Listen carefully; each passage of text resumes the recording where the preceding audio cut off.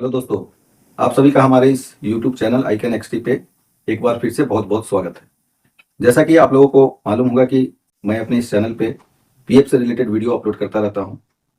तो आज एक नई वीडियो मैं फिर से लेके आया हूं और आप लोग हमारे थंबनेल को देख के समझ ही गए होंगे कि अभी रिसेंटली जो पीएफ ऑफिस की तरफ से लगातार अपडेट पे अपडेट आ रही है, नई नई सर्कुलर जारी किए जा रहे हैं, नए नए बदलाव किए जा रहे हैं और जितने भी अभी तक बदलाव किए जा रहे हैं सारे के सारे कर्मचारी की हित में की जा रही है। कर्मचारी को जितनी भी परेशानियां हो रही थी उन सभी को दूर करने के लिए लगता है कि पीएफ ऑफिस ने अब कदम उठाना चालू कर दिया है।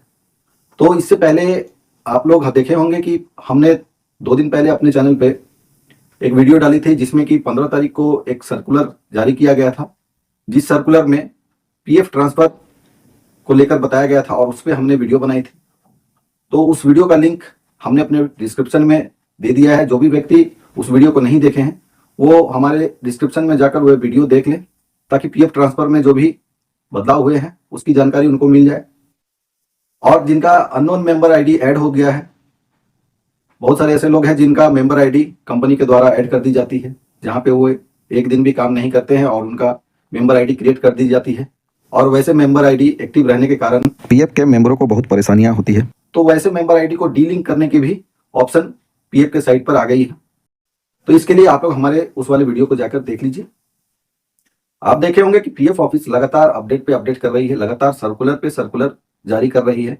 15 जनवरी को एक सर्कुलर आई, इसके बाद 16 को एक सर्कुलर आई, 17 को फिर एक नई सर्कुलर आई, 18 को फिर एक नई सर्कुलर आई।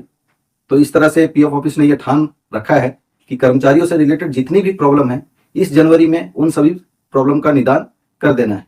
केवल 1-2 परेशानियां अभी भी मेरे नज़र में है, जो कि उन सभी परेशानियों का अगर निदान कर दे, उन सभी समस्याओं का अगर पीएफ ऑफिस की तरफ से निदान कर दिया जाए तो जितने भी पीएफ के मेंबर हैं उन सभी को अपने पीएफ के डाटा के लिए, अपने पीएफ से जुड़ी समस्याओं के लिए अपने एम्प्लॉयर के पास जानी नहीं पड़ेगी। वह स्वतः खुद से ही अपना पीएफ से जुड़ा हुआ सारा काम कर पाएंगे। तो वीडियो के अंत में मैं बताऊंगा कि अभी भी कुछ परेशानियां हैं, अभी भी कुछ चीजें हैं जिसके लिए एम्प्लॉयर के पास जानी होगी। तो आप लोग हमारी इस वीडियो को अंत तक ध्यानपूर्वक देखिए। तो चलिए, अभी जो नई सर्कुलर आई है, मैं जिसके विषय में बता रहा हूं आपको, उस सर्कुलर को दिखाने के लिए और उसमें क्या बताया गया है उस सभी की जानकारी देने के लिए आप सभी को लेके चलता हूं अपने लैपटॉप के स्क्रीन पर। तो इस प्रकार से चलिए हम आ गए अपने लैपटॉप के स्क्रीन पे। यहाँ पे हमने सर्कुलर की पीडीएफ को खोल रखा है। तो चलिए ये देख लीजिए, ये जो सर्कुलर है ये आपके जितने भी पीएफ में करेक्शन है उससे रिलेटेड सर्कुलर इशू की गई है। यहाँ पे कौन कौन सी डॉक्यूमेंट किस करेक्शन के लिए दिए जाएगी इसको भी बताया गया है। और पीडीएफ के अंत वाले पेज पर जॉइंट डिक्लेरेशन का फॉर्मेट दिया गया है। अब आपको जॉइंट डिक्लेरेशन इस फॉर्मेट में फिल करके पीएफ ऑफिस में या ऑनलाइन माध्यम से या फिर ऑफलाइन माध्यम से सबमिट करनी होगी। पीएफ ऑफिस की तरफ से कौन कौन सी चेंजेस के लिए अलाउ किया गया है और इसके लिए क्या क्या इस सर्कुलर में दिया गया है, इसको थोड़े से आगे इस पे विशेष ध्यान देते हैं। तो सबसे पहले यहाँ पे देखिए, ये 16 जनवरी 2025 को सर्कुलर इशू की गई थी और ये जितने भी पीएफ के ऑफिस है, हेडक्वार्टर्स है, जितने भी जोनल ऑफिसर्स है और जितने भी ब्रांचेस है पीएफ के, सभी को यह लेटर दिया गया है। यहाँ पे सब्जेक्ट में बताया गया है कि simplification of joint declaration process regarding, मतलब कि ज्वाइंट डिक्लेरेशन जो देकर चेंजेस की जाती है, जितने भी प्रोफाइल में करेक्शन करनी होती है पीएफ मेंबर्स के, तो ज्वाइंट डिक्लेरेशन फॉर्म फिल की जाती है। तो उस प्रोसेस को सिंप्लीफाई करने की कोशिश की गई है, यानी कि उस प्रोसेस को आसान बनाने की कोशिश की गई है। तो यहाँ नीचे की ओर आएंगे तो देखेंगे कि इसको 3 कैटेगरी में बांटा गया है। अभी जो ज्वाइंट डिक्लेरेशन सबमिट की जाएगी तो यह 3 कैटेगरी में सबमिट की जाएगी, 3 कैटेगरी में बांटा गया है इसको। तो पहली कैटेगरी ऐसा है कि member ID link with UAN generated based on Aadhaar from 1 October 2017, और ये ज्वाइंट डिक्लेरेशन रिक्वेस्ट जो है वो रिसीव की जाएगी ऑनलाइन। इस कैटेगरी के जितने भी करेक्शन होंगे उसकी अप्रूवल ना तो एम्प्लॉयर से ली जाएगी और ना ही पीएफ ऑफिस के द्वारा इसकी अप्रूवल की जाएगी। इस प्रकार के करेक्शन एम्प्लॉय खुद से ही ऑनलाइन माध्यम से अपने स्तर से ही करेक्शन को कर पाएंगे। यानी कि 1 अक्टूबर 2017 के बाद जितने भी यूएन जनरेट की गई है और वो आधार से लिंक है, उसका प्रोफाइल डाटा आधार के डाटा से मैच करता है, तो उसका करेक्शन एम्प्लॉय के स्तर पर ऑनलाइन ही हो जाएगी। इसके बाद सेकेंड में जो बी कैटेगरी में बताया गया है कि member ID link with UAN generated prior of 1 October 2017 wherein name, date of birth and gender Aadhaar validated by UIDAI। तो यानी कि यहाँ पे 2017 से पहले जो भी यूएन जनरेट की गई है और उसका आधार वेरिफिकेशन हो चुका है, जिसमें नाम, डेट ऑफ बर्थ, जेंडर सब वैलिडेट आधार से हो चुकी है, तो इस तरह के भी यूएन में जो भी करेक्शन की रिक्वेस्ट लगाई जाएगी, इनका भी ज्वाइंट डिक्लेरेशन फॉर्म ऑनलाइन ही फिल होगी। इसके बाद थर्ड कैटेगरी में बताया गया है, कैटेगरी सी में, member ID having UAN but not Aadhaar validate by UIDAI और विदाउट एनी यूएन और बिलोंगिंग टू डिक्रीज्ड मेंबर, यानी कि ऐसे मेंबर आईडी जिनका यूएन आधार से लिंक नहीं है, उनका जो ज्वाइंट डिक्लेरेशन फॉर्म फिल होगी वो ऑफलाइन माध्यम से फॉर्म फिल की जाएगी और उनका फॉर्म पीएफ ऑफिस में जाकर सबमिट होगी। उनके जो लोकल पीएफ ऑफिस होंगे, उस पीएफ ऑफिस में जाकर फिजिकली मोड पर सबमिट करनी होगी। इसके बाद नीचे आएंगे तो यहाँ पे आपको एक चार्ट बना दी गई है। ये देखिए, यहाँ पे 3 लेवल दी गई है, लेवल ए, लेवल बी और लेवल सी। तो किस लेवल के लिए आपको किस स्तर पे आपका करेक्शन हो जाएगा, ये यहाँ पे बताया गया है। फर्स्ट वाला जो ऑप्शन है लेवल ए, अगर आपका करेक्शन लेवल ए के तहत आता है, जिसमें कि name, date of birth, gender, nationality सारी जितनी भी है वे सारी ई मेंशन की गई है, यानी कि एम्प्लॉय लेवल पे ही आपकी करेक्शन हो जाएगी, यानी कि आप खुद से ही ऑनलाइन इसको करेक्शन कर पाएंगे। इसके बाद आपका जो अगर करेक्शन करनी है वो लेवल बी के तहत आती है, जिसमें कि आपका आधार लिंक है लेकिन आपका यूएन नंबर 2017 1 अक्टूबर 2017 से पहले इशू की गई है। तो इस प्रकार की रिक्वेस्ट एम्प्लॉय के बाद उनके एम्प्लॉयर के पास भी अप्रूवल के लिए जाएगी और एम्प्लॉयर के अप्रूवल के बाद पीएफ ऑफिस के तहत ये करेक्शन हो जाएगी।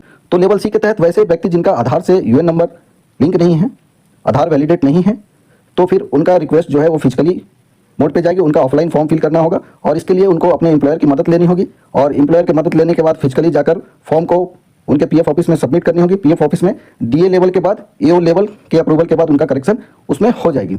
इसके बाद नीचे आते हैं, यहाँ पे नीचे आते हैं तो देखते हैं कि आपको किस प्रकार की करेक्शन के लिए कौन कौन सी डॉक्यूमेंट लगानी होगी। तो यहाँ पे अभी जो डॉक्यूमेंट लगानी होगी, ये डॉक्यूमेंट इस तरह से दिया गया है। यहाँ पे नाम, अगर आपको किसी प्रकार के नाम में, जेंडर में चेंजेस करनी है तो यहाँ पे ये डॉक्यूमेंट लगाने होगी। यहाँ पे डॉक्यूमेंट का लिस्ट देख लीजिएगा, मैं इस पीडीएफ को अपने डिस्क्रिप्शन में दे दूंगा, डिस्क्रिप्शन से जाकर आप डाउनलोड कर लेंगे और अच्छी तरह से वहाँ पे आपको जिस प्रकार की भी करेक्शन लगानी है तो कौन से डॉक्यूमेंट लगेंगे वो देख लेंगे। इस प्रकार से यहाँ देखिए, नेशनलिटी में अगर किस प्रकार की चेंजेस करनी है तो उसके लिए कौन सी डॉक्यूमेंट लगेगी।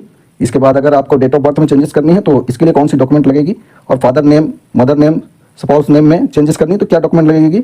इस प्रकार से किसी प्रकार के जो भी चेंजेस करनी है यहाँ पे सारी डॉक्यूमेंट की लिस्ट दी गई है, तो आप इस पीडीएफ को डाउनलोड करके देख लेंगे। इसके बाद थोड़े नीचे आएंगे तो यहाँ पे ज्वाइंट डिक्लेरेशन फॉर्म की एक फॉर्मेट दी गई है। अभी आपका ज्वाइंट डिक्लेरेशन फॉर्म इस फॉर्मेट में ही जमा होगी।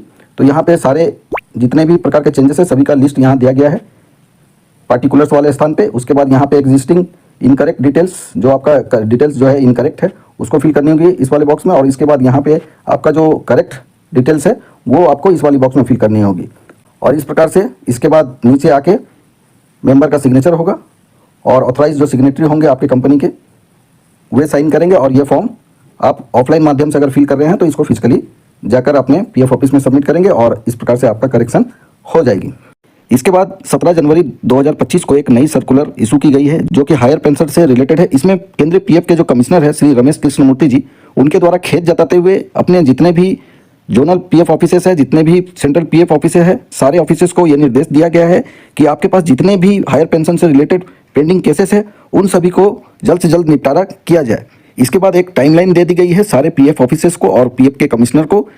अगर उनके पीएफ ऑफिस में जो भी पेंडिंग केसेस है उसकी संख्या अगर 5000 से कम है तो उसे 24 जनवरी तक, और अगर संख्या 5000 से अधिक है पेंडिंग केसेस की तो उसे 7 फरवरी तक किसी भी हालत में उसका निपटारा कर देने के लिए कहा गया है। अगर इसके बाद भी केसेस पेंडिंग रहती है तो इसके लिए जिम्मेवार उस ऑफिस के पीएफ कमिश्नर होंगे और जोनल ऑफिसेस इसके लिए जिम्मेवार होंगे। इसके बाद 18 जनवरी 2025 को एक और सर्कुलर इशू की गई है जो कि सेंट्रल पीएफ कमिश्नर की तरफ से इशू की गई है। यह भी हायर पेंशन से ही रिलेटेड है। हायर पेंशन को निपटारा करने में जितने भी प्रकार की दिक्कतें आ रही हैं उन सभी दिक्कतों को किस प्रकार से सॉल्व करेंगे इसके विषय में इस सर्कुलर में सारे पीएफ ऑफिसर्स को और पीएफ कमिश्नरों को। तो चलिए, वीडियो में हमने बोला था कि वीडियो के अंत में मैं आपको कौन सी ऐसी 2 जगह है जहाँ पे अभी भी सुधार की आवश्यकता है वो बताऊंगा। तो वो है पैन कार्ड की केवाईसी और बैंक की केवाईसी। इन दोनों के लिए अभी भी एम्प्लॉयर की अप्रूवल की आवश्यकता पड़ती है। तो आप लोगों ने वीडियो को देखा। वीडियो को देखने के बाद आप लोग इससे तो जरूर सहमत होंगे कि पीएफ ऑफिस की तरफ से जितनी भी चेंजेस की जा रही है उनसे कहीं ना कहीं पीएफ से जुड़े हुए जितने भी लाखों मेंबर्स हैं सभी को इसका लाभ जरूर मिलेगा। वीडियो अगर आप लोग को अच्छी लगी तो आप लोग वीडियो को एक लाइक अवश्य कीजिए, वीडियो को ज्यादा से ज्यादा शेयर करें ताकि पीएफ से जुड़े हुए जितने भी पीएफ के मेंबर हैं उन सभी तक वीडियो पहुंच सके। और इस प्रकार की जिनको भी समस्याएं हैं वे सब इस वीडियो की सहायता से अपने सभी समस्याओं का समाधान निकाल पाए। और अगर पीएफ से रिलेटेड किसी प्रकार की कोई भी जानकारी चाहिए तो आप लोग हमारे कमेंट वाले बॉक्स में जाकर कमेंट अवश्य कीजिए, मैं आप सभी का कमेंट का रिप्लाई जरूर करूंगा। और फर्स्ट टाइम अगर कोई व्यक्ति हमारे इस चैनल पे वीडियो देख रहे हैं तो हमारे इस चैनल को सब्सक्राइब भी अवश्य कर लीजिए, क्योंकि मैं जैसे ही पीएफ पे कोई नई अपडेट आती है तो वीडियो के माध्यम से इसकी सूचना देता रहता हूं। वीडियो देखने के लिए आप सभी का बहुत बहुत धन्यवाद।